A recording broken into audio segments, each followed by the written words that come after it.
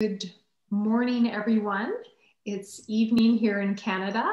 I am very pleased to be part of this series of talks and to meet you all virtually. Namaste, or as we say in South India, Namaskaram. I'm not sure what part of India you're in.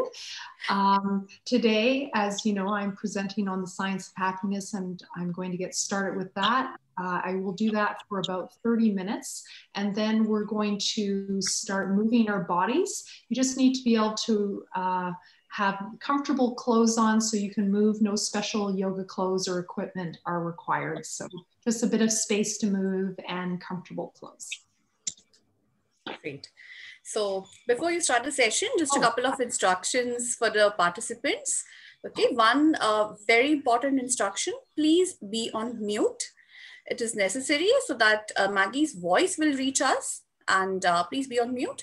Second is, if possible, please turn on your cameras.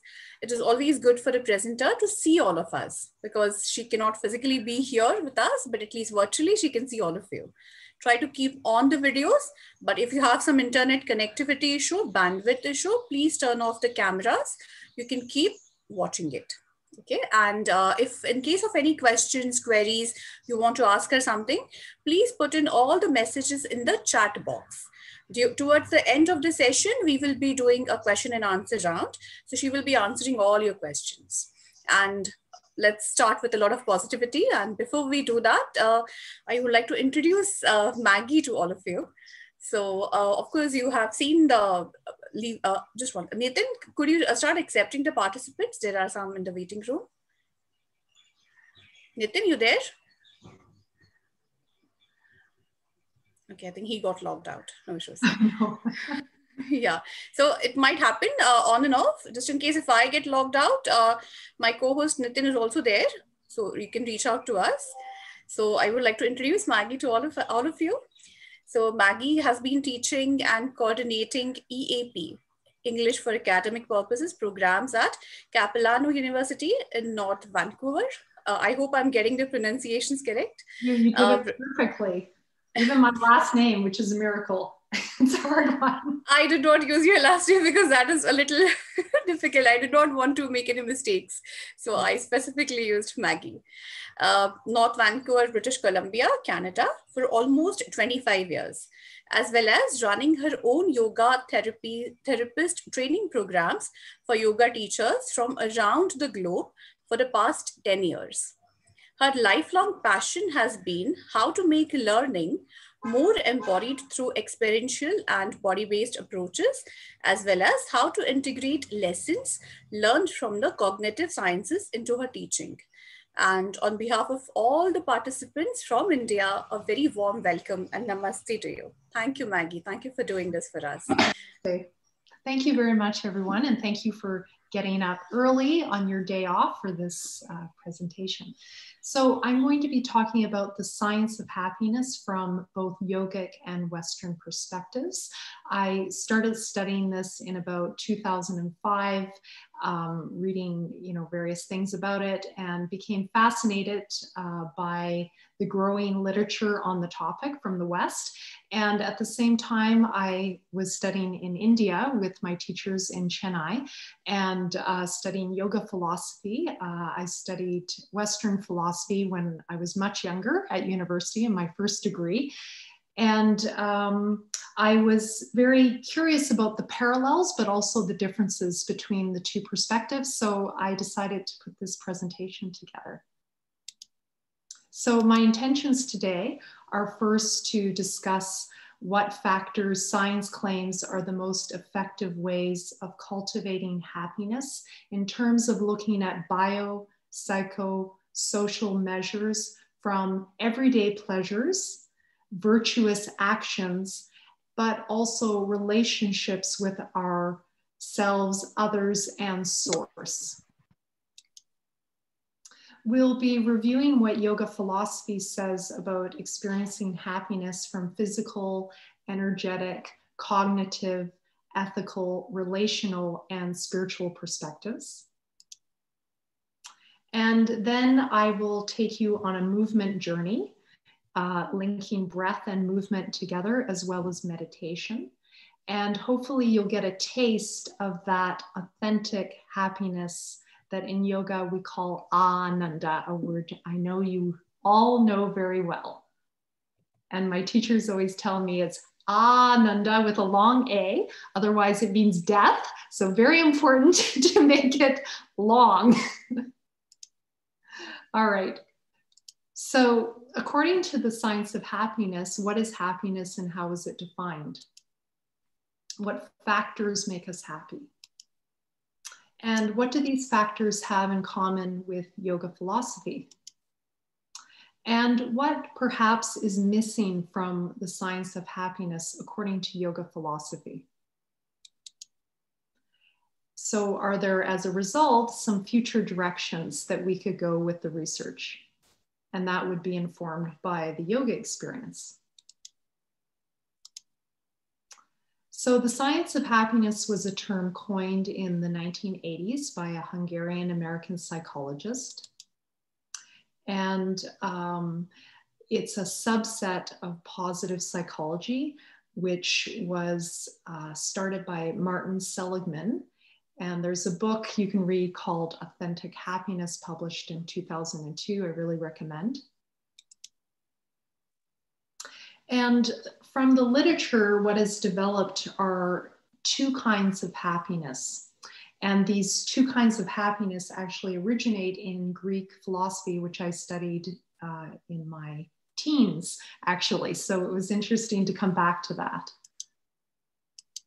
So the first one is hedonistic or hedonic happiness. I like using the word hedonistic myself. And it's sometimes called hedonic well-being as well in the literature. So this is from Epicurus and from his Ethics. He's a Greek philosopher. And you've probably heard the term Epicurean as an adjective in English, which comes from Epicurus. And it's about pleasure seeking pleasures. And it's about seeking positive effect or feeling via the five senses. And it's about avoiding negative feelings via the five senses. So you want good feelings and you want to avoid bad feelings. And in yoga, you've probably, I'm going to say this now because of my audience, you've probably heard the terms sukham and dukkam, which are opposites. So this is very related to that pleasure-pain cycle that yoga and Vedic philosophy also talks about. So everyday pleasures such as food, sleep, physical health, how you're feeling in a particular day, exercising, hobbies, pleasant surroundings, your possessions, your work, your play, your socializing. All these aspects are part of everyday happiness. And there's nothing wrong with this. It's part of life. But we think there's more. So there's another level, which is called eudaimonic happiness. And eudaimonia is a term that actually means happiness from the ancient Greek, from Aristotle's Ethics, which was a book I studied when I was 18 at university. So it's interesting to come back to it. He talks about virtuous, ethical, wise action for the sake of itself. It's always for the sake of itself. And interestingly enough, for Epicurus, pleasure seeking was for the sake of itself as well. So it's not for any other reason but to have pleasure. For Aristotle, being virtuous is for no other reason but to be virtuous, which I know for you in India, this kind of thinking will make a lot of sense to you. And the Greeks did study in India through Pythagoras. So there was a lot of influence through Indian thought into Greece. Philosophical, intellectual, as well as moral, political contemplation of what is virtuous and right. So that's all part of eudaimonia. And acting this way, doing and living well, leads to well-being and human flourishing. So this is more a positive psychology way of framing this. So this is brand new. I just found this about 2 hours ago. My latest version of this. I found this list, a slightly different list than I had been looking at lately, but I really like this list of 6 indicators of eudaimonia or eudaimonic well-being or happiness. So the first one is self-acceptance. So you can see it's going much deeper now than the 5 senses. You know, oh, I had a good sleep, I had a nice breakfast, it's sunny, I'm warm, I had a nice hug from my child, you know, all those kinds of things that are part of life, and we never, you know, most of us are willing to give those up. But when those things are not available, some of these factors become important, especially at times like now. So self-acceptance, working on yourself, but accepting who you are at the same time. Environmental mastery is having mastery over the environment that you work in, that you play in, that you live in. It's about, you know, having what we call in Sanskrit yukti, street smarts, being good at just navigating your environment.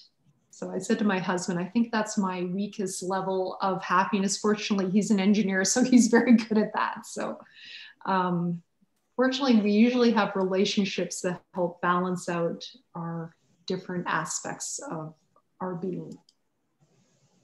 So positive relationships is very key. And right now during COVID, of course, it's very challenging at times to nurture these relationships. Autonomy. So I've often joked that during COVID, you know, for yogis, this is completely normal. Going on retreat is a lifestyle choice. So, you know, for someone like me, the retreat aspect of COVID is quite easy. So autonomy for someone like a yogi is quite simple. But for people who are used to being extremely social in their lives and very connected, it can be very challenging. I imagine in India, even more so than in a more Western culture where autonomy is more encouraged, probably culturally. Having purpose in life, in India, you call this dharma, very important from the Bhagavad Gita, for example. So having life purpose for all of us. And from that life purpose often comes personal growth, a desire to transform in all of your being. So what factors make us happy? So we're going to look at a couple of different lists from 2 different happiness scientists that incorporate both hedonistic and eudaimonic forms of happiness. And I'm going to say, I need to edit this, including social support. So I found today that eudaimonia, from some views anyway, includes relationships and social support. It goes kind of beyond Aristotle, just being about being virtuous and ethical. It moves into relationships, functional relationships. So the first scientist is John Helliwell, who's an economist here in British Columbia, Canada, Vancouver. And he's published 8 happiness reports. They're quite dense and hard to read. Fortunately, I heard him speak many years ago, which helped. And he talks about 6 factors. And then there's someone a little easier to understand, Dan Buettner. He talks about 9 factors in his Blue Zones of Happiness. He's got TED Talks as well. He's very easy to follow. And he summarizes it as moving from pleasure, which is more the hedonistic side, to purpose and pride, which is more eudaimonic. All right, so that's scoped from everyday pleasures to something deeper. So looking at Helliwell's factors, income. So we all know that money can't buy happiness, but it certainly helps. And, you know, during COVID, it's been devastating for many people around the world economically. And, you know, all of us have a lot of fear about what's coming because of the length of this. So yes, this is a factor of happiness. And there's no reason to feel ashamed about wanting to have that economic stability for you, your family, and your community. Life expectancy, obviously, if you don't live a very long life, it might be hard to experience all the joys of life. So you want to live as long as you can with a good quality of life, of course. Social support, he defines as having at least one person you can really count on. And I have to say, I really like that way of viewing it. Generosity, giving money to others. And I would say to John, if I could speak to him in person, is I think this includes giving your time. Some of us don't have a lot of extra money, but you know, normally if you really want to do something, you can find time. So giving your time and your service, and I know in India, this is a huge value through seva and karma yoga, giving generously. I learned this more from Indians than any other community that I've experienced in my life. So this is very deep in your culture, this generosity of spirit.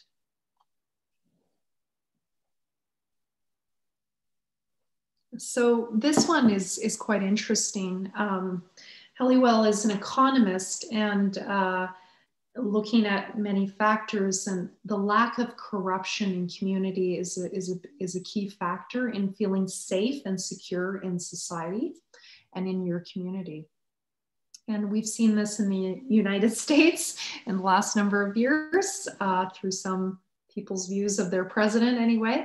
And that's one example. There seems to be a sort of an uplifted spirit with many people knowing the new president is coming in. That's an example. Freedom. In yoga, this is also key. It's the last chapter of the Yoga Sutras, Kaivalyam, which means freedom in Sanskrit, the freedom to make key life choices. And this is definitely part of eudaimonia, that autonomy, that personal autonomy. And I've got links here, sources for everything I'm sharing with you. And I'm happy to have my PowerPoint shared if you want to look more into that. Dan Buettner, he's from the States. He looks at 9 factors of happiness, and they're very straightforward. And this is a lovely video that I've used in my language classes on teaching this. I've been teaching the science of happiness for about 10 years in language classes, always as a topic. And I always show this video because it's very simple, to the point, with great visuals. So recommend it for your teaching. I'll just throw that in.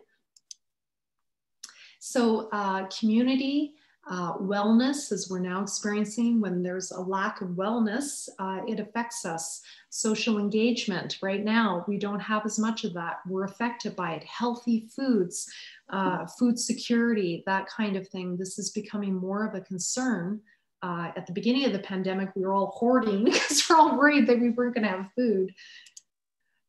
This environment, this speaks to the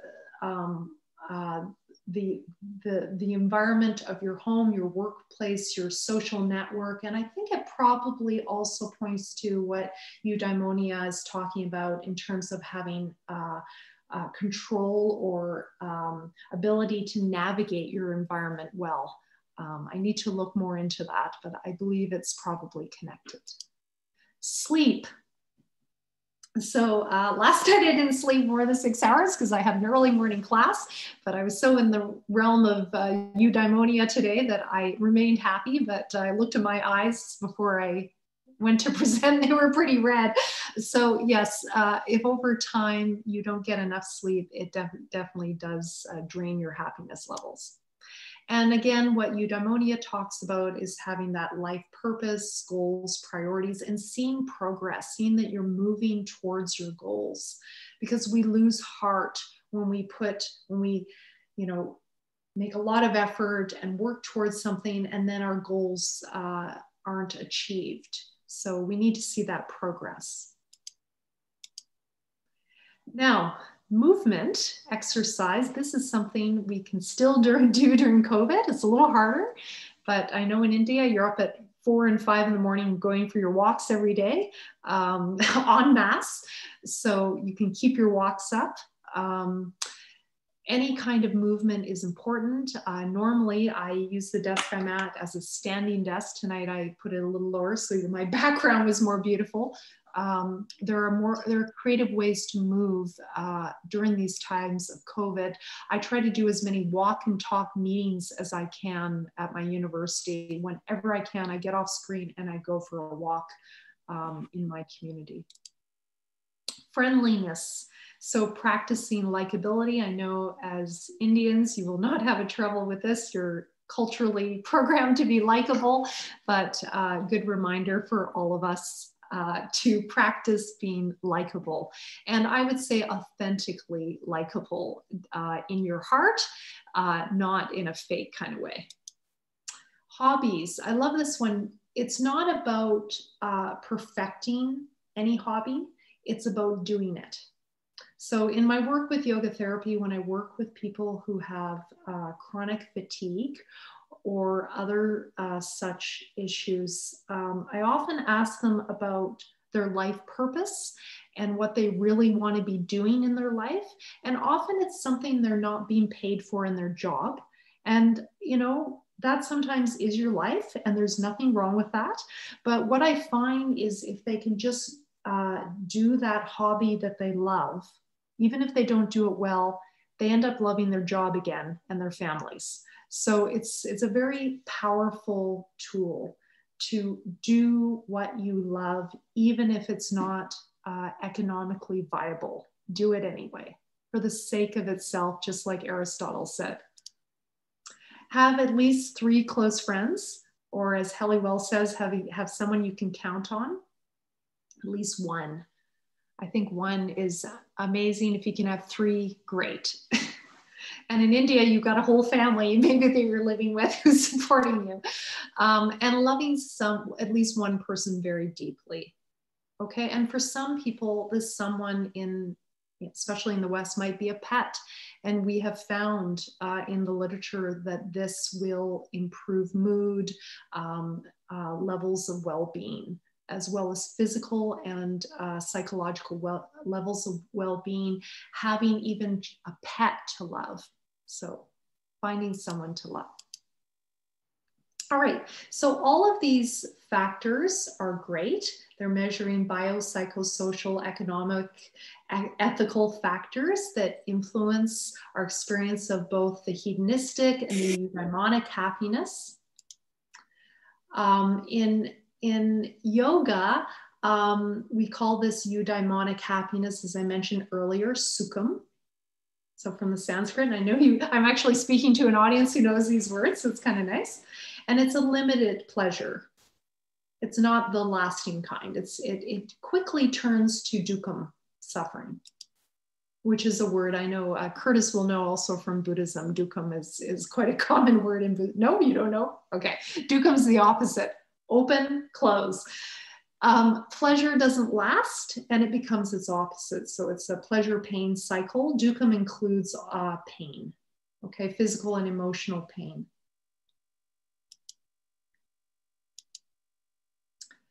So we've looked at Seligman's exploration of eudaimonic happiness from positive psychology, and this definitely takes us deeper than hedonism, which is just sukham or pleasure. In yoga, there is room for pleasure. Fortunately, the word is there in Sanskrit for a reason, but it is held with a word called sthiram, which in yoga means stability. In Sanskrit means stability, but it also means strength or perhaps discipline. So it's not simply being soft, it's also being strong. So you want to be balancing the strong and the soft, which is very similar to actually a Taoist way of viewing the world, if you're familiar with Taoism. In Sanskrit, the word ananta, I'll just say that, it's similar to that word if you know that word, ananta. The importance of healthy relationships with others is noted in the happiness factors that we explored from both Helliwell and Buettner. And it is, I just learned today, it is part of eudaimonia. So I was happy to see that. Yoga also stresses the importance of relationships as being very important engines of joy and happiness. So I'm going to say more about that soon. All right, but there's something missing. And this has been bothering me for a long time. So now I'm finally telling the world about it. Yoga asks us to take our relationships beyond our relationship with others and ourselves to also a relationship with source. So what is maybe beyond what is seen to what is unseeable. However you want to define that, and that's why I'm calling it source, whatever that means for you. So we're asked to go beyond the body, the breath, and the mind to a spiritual happiness that is called ananda. And in the ultimate stages of yoga, it's a joy that doesn't go away. It's a shanti, it's a peace that doesn't go away, surpasses all understanding. It's immeasurable. Maybe that's why science hasn't tried to measure it yet. It's a lasting happiness that the Vedas talk about, the 4 Vedas. And as you all know, your tradition is ancient, could be as old as 10,000 years. We don't know. It was written much later. So 4,000 to 5,000 years ago, we started getting writings. So the happiness model in the Vedas comes from Brigavali, from the Taittiriya Upanishad. And in Brigavali, you're looking at different layers or mayas to understand that the source of everything is Brahman. And this Brahman is often defined as Sat Chit Ananda, reality, consciousness, and bliss. Right? I added that mantra for you, the Sat Chit Ananda. It's a beautiful one, which is a key mantra for talking about Brahman. And Brahman is not a person. It could be construed as a place, a loka, but it's more of a state. It's more of a state. So the Brahman Anandavali or Brahmanandavali, the previous chapter to the Brigavali in the Taittiriya Upanishad, defines Ananda as joy that is 10 times to the power of 20, more happiness than you experience in your youth, which I think is quite funny. So that's a lot of happiness. And it's a lot more happiness than you'll get in the sukhams of your youth, the pleasures of your youth is the comparison. So it's really pointing out that the sukham, the pleasure of your youth, which you get to enjoy even more when you're young because your body's working well and you're beautiful and all those things. You don't have many worries, hopefully. Even that is not something that lasts. So looking at the Taittiriya Upanishads, so looking at the Panchamaya, or the koshas, the 5 koshas, they're often called. The first one, Annamaya, is the Anna level or the food level. And this includes our body, physicality, exercise, and of course in yoga, asana, the postures. Pranamaya, the life force or the prana, the chi, the ki, and different languages call different things, animates the body, pervades everywhere. And we encourage this in yoga through the practice of pranayama, which means to lengthen the breath or to extend the prana. Or to connect with it. Manomaya is cognition. It's about mastering the mind and the senses. And it's done through education. That's where we train the mind to be a very sharp, skillful tool that we can use to make good decisions. And in yoga, this is done through mental concentration and mindfulness. And it's done through pratyahara, withdrawing the senses, learning how to withdraw those 5 senses and direct them, dharana, in one particular direction for a sustained period of time. Vijnanamaya is about discernment and ethics. This is getting much closer now to eudaimonia. It's about self-reflection, contemplation of right action based on our values, our core values, and our ethical framework. And it's important to know what that is. Yoga is not suggesting you have one ethical framework, but it's suggesting whatever it is, live by it.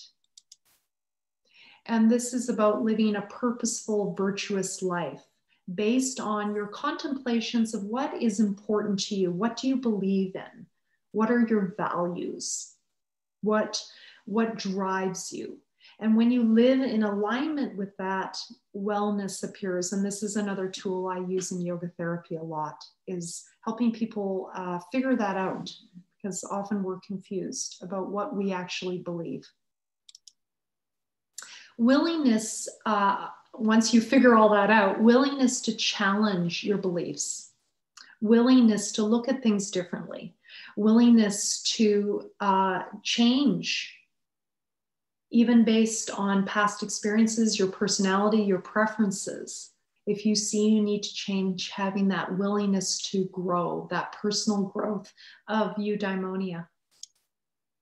And in yoga, this is done, of course, through conversations, especially if you have a skilled teacher or a mentor to work with. But it's also done through meditation practices, that idea that of satsanga, which you all know, I'm sure, is that whatever you connect with in your relationships, you become like. So through meditation, when you meditate on something that has qualities that you want to bring into yourself, you can change yourself that way. So for example, if you're kind of a flaky person who's always changing their mind, if you meditate on a mountain, you might develop the qualities of a mountain that are strong, stable, and don't change very easily. That would be an example. If you tend to be depressed, we might give a meditation on the sun, which is radiant and bright and alive and expansive. Some of you might have heard of also Kriya Yoga, Chapter 2, Yoga Sutras, first verse. It's very related to the idea of karma yoga as well. It's about appropriate actions based on discernment and the ability to let go. Excuse me. Woo. I've been doing a lot of talking today. Let go of outcomes. Letting go of any negative outcomes. So that idea of karma yoga is you don't act for the fruit of the action, you act for the sake of itself. That's the primary message of the Bhagavad Gita. So very similar to this idea of Kriya Yoga, which is part of Vijnanamaya or eudaimonia. All right, the last layer, my favorite one, Anandamaya. So this is all about relationships. And these are relationships that promote joy, endless joy, with others, with yourself, and with source, however you want to term that. So with others, our friends, family, and community. Our relationship to ourselves, our feelings, our perspectives, our opinions, our moods, our emotions, just understanding who we are, the complexity of our personality, our tendencies, our habits, our likes and dislikes, just having that knowledge. And of course, the deeper knowledge that we looked at earlier, our values and all of that. And then it's important to note that when we foster the opposite, unhealthy relationships with ourselves or others, this turns from sukham, pleasure, to pain, dukkam, or from ananda, this deeper joy, to dukkam. So ananda, actually the opposite of ananda is dukkam, if there can be an opposite of something that is endless. But as you're moving towards that endless joy of ananda, if you fall out of it, you still fall into dukkam, suffering. So we want to avoid that in our relationships. Yoga also talks about the relationship to the changeless spirit within everything, or what you might call Brahman, pure consciousness, the source of all. And this is the highest goal of yoga, is this self-realization or actualization. I believe it's higher than what eudaimonia is talking about when they're talking about self-actualization. I don't think they're talking about this spiritual level of self-actualization. I think they're talking about something a little more in the world. So I think it would be interesting for scientists who are looking at happiness to examine this higher state a bit more. So, we're coming towards the end. So Annamaya, the physical quality, we're just going to summarize now.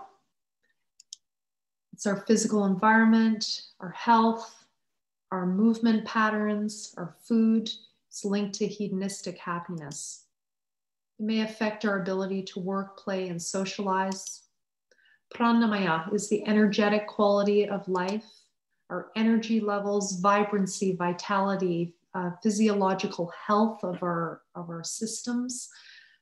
The quality and amount of our sleep, etc. This is linked to hedonistic happiness.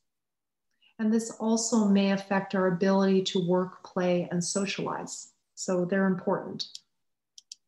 Manomaya, the cognitive quality of life, our ability to learn, understand, adapt. And this might be related to our education levels or not. Depends. So education is many things, not just formal education. Ability to focus on fulfilling goals. So it's building this ability to focus the senses, the mind, in one direction so you can do what you want to do. And this is moving towards eudaimonic happiness, I believe. This may affect our financial and social status, our employment opportunities, if we don't learn how to do this, as Dr. Kelly talks about, this conscientiousness, building that ability to stick to what you want to do. It's something that needs to be learned for most of us, unless you're lucky and you're born with it as a natural quality. Vijnanamaya, the ethical quality of life, is your ability to actually fulfill what you've decided to do, to actually live it. So it's one thing to decide something, and it's another thing to actually do it. Living virtuously according to your values, being in alignment. This is linked to eudaimonia. Ability to determine your goals through contemplating our values. Anandamaya, the relational quality of life, to care, trust, love both ourselves and others. And this is part of eudaimonia I learned today through some of the work. Our ability to strongly connect with ourselves, others, and even source. So this is the unique piece, is the source piece. This may impact our ability to experience emotional fulfillment at deeper levels of lasting peace, joy, and emotional freedom. And this I am calling spiritual happiness. It's a little bit beyond hedonistic and eudaimonic happiness. I'm calling it spiritual happiness. It's slightly deeper because it doesn't go away. So I'm just going to skip through this a little fast. These transformations made at the deepest level, the Ananda level, excuse me.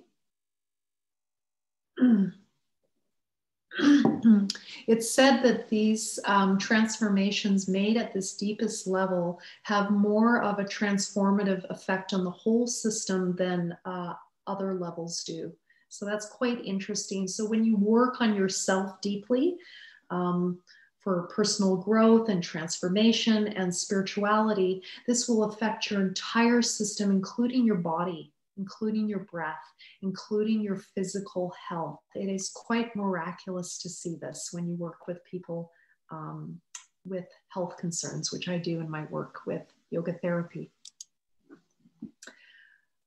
So we're going to summarize the science of happiness in some visuals and make it a little easier to understand. So this lady is enjoying her day, the everyday pleasures. Looks like she's enjoying some sun. Oops. And eudaimonic happiness, a lot of it has to do with ethical behavior, character, values, etc. And again, as I learned today, it also can include relationships with others as well as with yourself. All right. Oops, there they all come. So yoga allows for this pleasure seeking, but it needs to be balanced with discipline. And yoga allows for this hedonistic happiness, but it should be balanced with eudaimonia. So you shouldn't just have hedonism, you should have some ethics and virtue as well. And the science of happiness via positive psychology is developing subjective well-being skills that are looking at linking these two kinds of happiness together in one scale. I look forward to that. Eudaimonia seems to be winning a lot of what I read, but I think it's important that we don't discount the everyday pleasures of life. It's really an important piece. So the science of happiness does promote this ananda, this joy that we talk about in yoga via our relationships with friends, family, community, social support, and also a healthy relationship with ourselves through personal growth. So the science of happiness does allow for this, and yoga also speaks to this. However, for a future direction, could the science of happiness explore the deepest level of ananda beyond building healthy relationships with others and ourselves?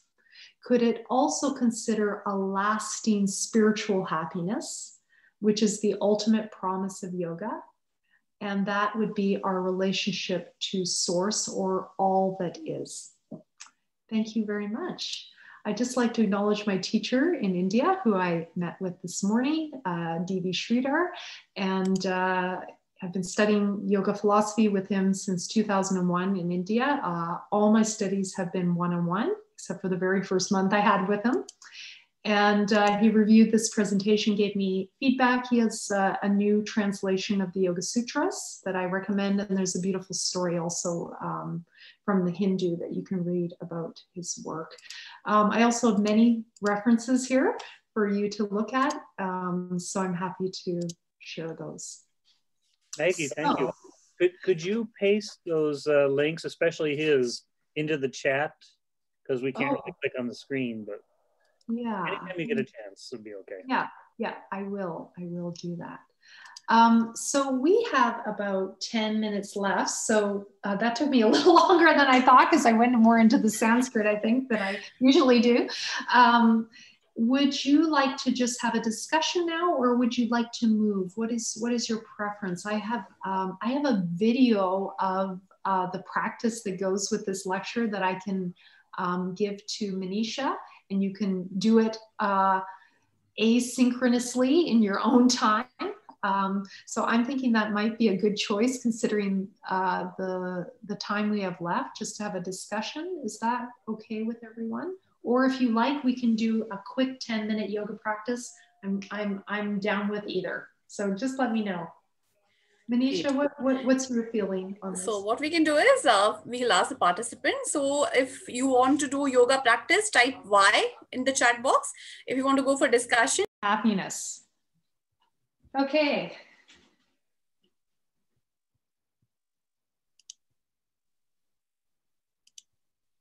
All right. So I'm going to just do it so I can see you all. Oh, let's see here. You. Oh, well, it doesn't matter. I can see you, Manisha. Okay, participants, can we just turn on the camera? If it is possible, you can be on mute. Just turn on the video. Just turn on the cam, because Maggie is recording the session and it will be uploaded on a channel. So can we just help her by turning on the cams? It's fine. It's just nice to see you, but I'm totally fine with it. In Canada, my students often will turn on the camera. They all are there. They all are there. Oh, so yeah. we all have the cams on. I'm getting used to it. Okay. See, Curtis is also doing it with us. Great. So we've got 10 minutes. We're just going to work a little bit on heart openers. So in yoga, when someone is feeling dukkha or suffering, we often will do movements like this to open the chest. And there is actually research to actually support that thoracic mobility or moving the upper body actually decreases stress and pain levels. So really interesting that I learned this as a tool in yoga therapy, and there it is in the research. So just finding your place, find your Tadasana. And when you're ready, just start moving your arms. And if you have any shoulder injuries, etc., you don't have to move your arms as much, not as high. So you could bring them lower, or if it's comfortable, all the way up to full Tadasana. And exhale. Now, can you bend your knees as you exhale and look down if that's comfortable? Just to get a bit of movement in the upper back, neck, and shoulders. And when you inhale, can you look slightly up? And exhale, looking down. And inhale, looking up.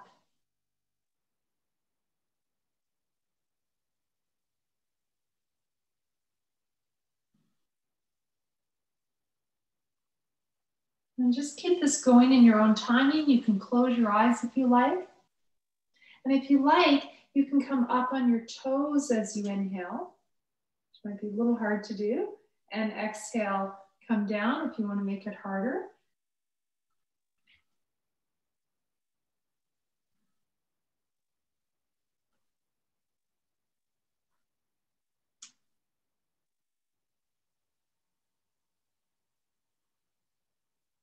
And just finishing up, bringing your arms up. If it's comfortable, you're going to stay here with your arms straight, or you can cross them. I'm going to choose to cross mine. Your hands can be straight, arms can be straight. And then you're going to go side to side and just open the rib cage a little bit, side to side. So we're just going to do about 4 moves today. And these are some simple moves that will help counter you sitting at a desk,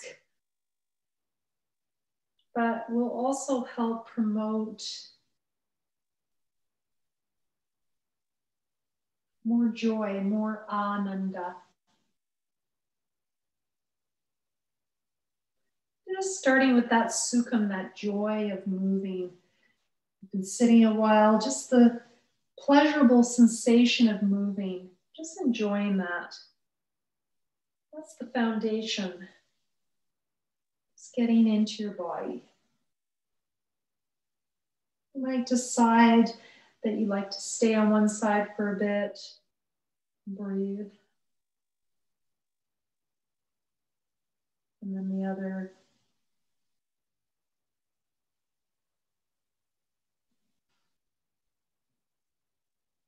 And when you're ready, Inhale, center, exhale, coming out of it. And we're going to move right away to our second series. We're going to do some warrior pose. So Virabhadrasana. So as you know, Virabhadra was a warrior of Lord Shiva. If you're familiar with the myth, it's a beautiful myth.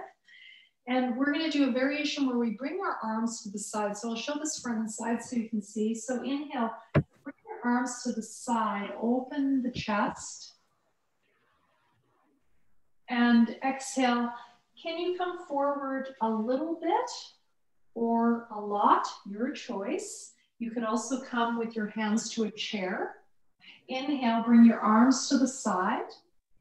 And exhale, you can just come forward like this. My leg is still bent, or you might come forward a little bit or a lot. You could come all the way down. Inhale, coming up. Exhale, forward to your place. So again, you can come just here or all the way down. Inhale, opening the chest. And exhale, stretching the lower back. This part should feel really good if you've been sitting. Imagine most of you were sitting during my presentation.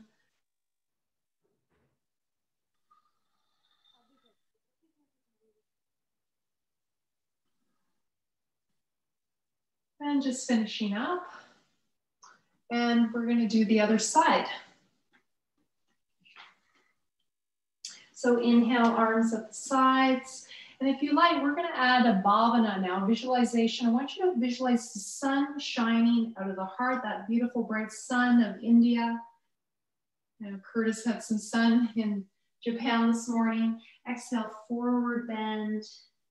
Inhale, can you visualize that sun shining out of the heart, all directions? This is a great visualization to bring in when you're feeling a bit down or you've got some dukkha, heaviness. Exhale, forward bend. Inhale, coming up. This is also a balanced pose. So when you come forward, you don't have to go very far. You can just come here. The leg can be bent. It can be straight. You can come to a chair or all the way down.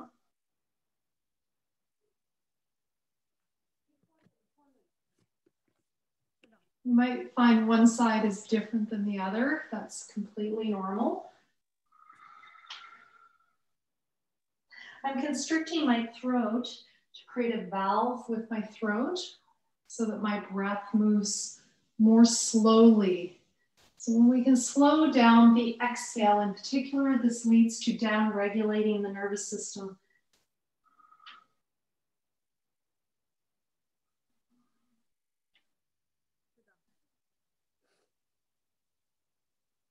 And just finishing up, around 6 to 8 times.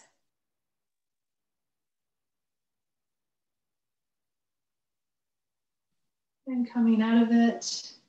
And we're just going to end today with a forward bend. So this is a great way to find your feet. So by positioning the body in a different way, by bringing the head lower than the heart, this down regulates the nervous system. When you're feeling stressed, ungrounded, insecure, any of those anxious, any of those feelings, forward bends are the best medicine we can give you. So let's try. This is contraindicated for heart disease. So if you have high blood pressure in particular, only go halfway down or just bring your hands to a chair or a couch. Inhale, arms coming up to your sides. And then exhale, we're going to come forward. I'm just going to make it really simple. Bend the knees and release the neck and shoulders. Inhale, coming up. So again, if you've got blood pressure issues, just come halfway down and keep your head up a little bit so the head isn't lower than the heart. If you have the ability physiologically to bring your head lower than your heart, please do so that your nervous system down regulates in response to this change of position.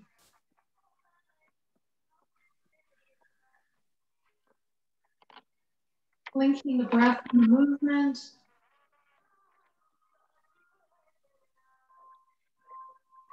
And for your last one, just staying forward.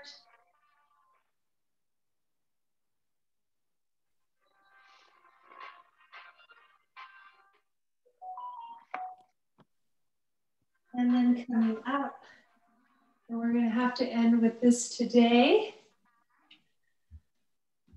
Thank you very much. We're at time. But it's been a great pleasure to work with all of you today. I hope you enjoyed that mini practice. Curtis, that's your daughter. Hello. I've got lots of classes. Hello. I've got lots of classes on YouTube under Yoga Therapy International. They're free.